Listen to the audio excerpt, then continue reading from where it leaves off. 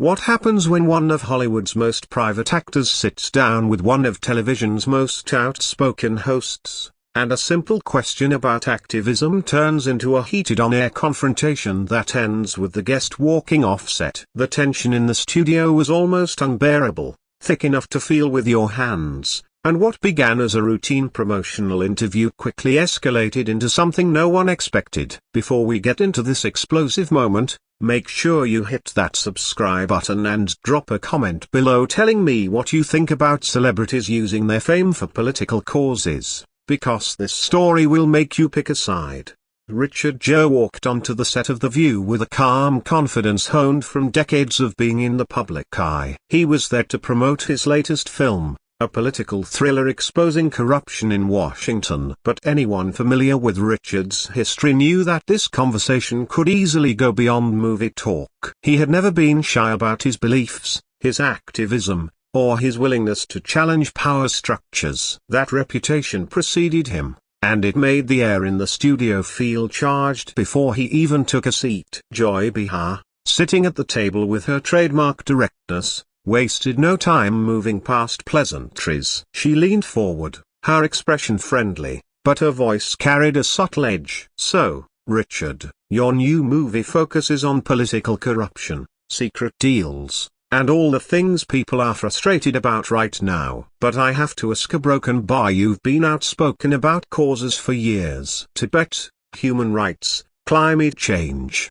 Do you ever worry that you're preaching to people who don't want to hear it from actors?" Richard smiled, but it was the kind of smile that didn't quite reach his eyes. He shifted slightly in his chair, pausing thoughtfully before responding. "Interesting way to frame it, Joy." "Preaching. I don't think of it as preaching. I think of it as using the platform I have to highlight things that matter. Isn't that what all of us should do? Use our voices for what's important?" Joy nodded, but there was a hint of impatience on her face. "Sure, but there's a difference between using your voice and lecturing people, isn't there? You travel the world, meet leaders, witness situations firsthand, and then come back and tell Americans what they should think." Some people feel that can seem disconnected, almost like it's performative. The smile faded from Richard's face, replaced by a subtle tension. He straightened in his seat, jaw tightening slightly.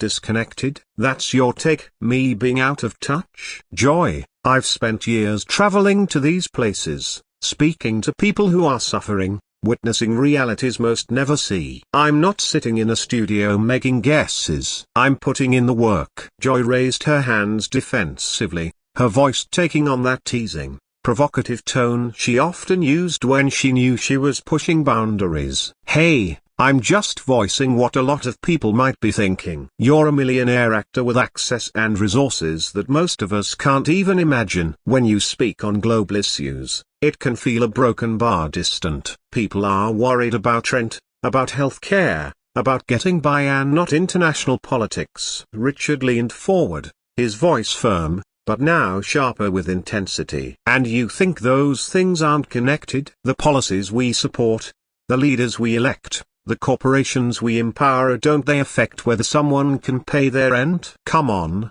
Joy. You know better than that." The audience shifted in their seats, the tension palpable. Joy's co-hosts exchanged uneasy glances, unsure whether to intervene or let the confrontation continue. Joy herself seemed invigorated, eyes glinting with excitement at the pushback. Okay, she said, voice slightly rising. "So you're saying your activism, your trips to meet spiritual leaders, your global engagements, all of that helps the everyday person? Because to many, it just looks like you're more interested in feeling good about yourself than creating real change." Richard's expression hardened. "That's a low blow, Joy, and you know it. I dedicate my life to these causes because I care. Not for ego, not for publicity. And frankly, I find it pretty cynical that you would suggest otherwise." Joy shrugged, unbothered. "I'm just asking what people at home might be thinking. You can't go on television and expect to escape tough questions." "I don't mind tough questions," Richard replied,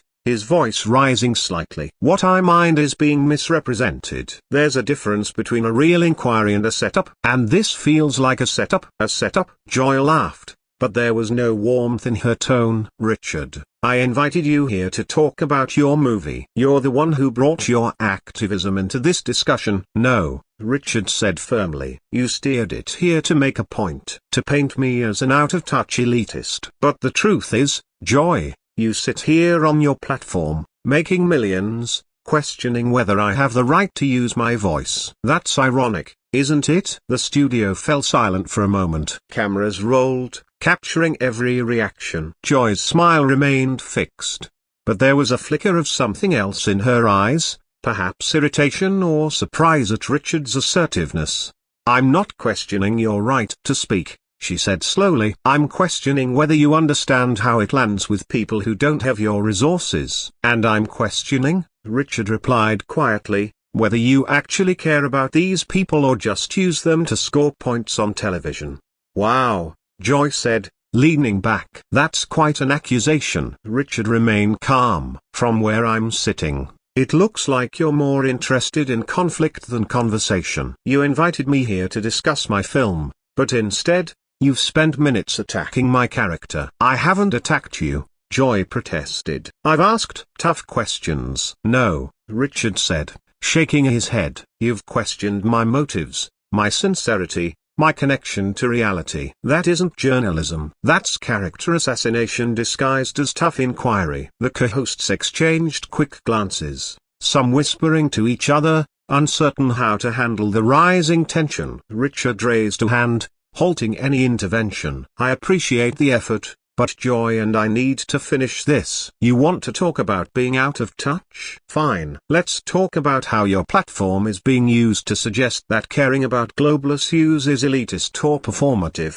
Do you understand what message that sends?" Joy crossed her arms, leaning forward. "I'm asking you to be accountable for how you engage." "Accountable to whom?" Richard asked sharply. "To you. You aren't the judge of what constitutes real activism. You're not the gatekeeper." The atmosphere in the studio thickened. Joy leaned closer, eyes narrowing slightly. "You know what, Richard? I've been doing this a long time. I've seen countless celebrities talk about causes, and in the end, nothing changes. Forgive me if I'm a little skeptical." "So because others were insincere, I must be too?" Richard responded. "That's lazy thinking, Joy." Joy's voice rose, anger creeping in. "I sit here every day having honest conversations, not jetting off for photo ops and speeches. I challenge politicians, expose lies, and give a platform to voices that matter." Richard laughed sharply, almost bitterly. "The trenches? You sit in a studio in Manhattan. I've been to refugee camps. I've met people tortured,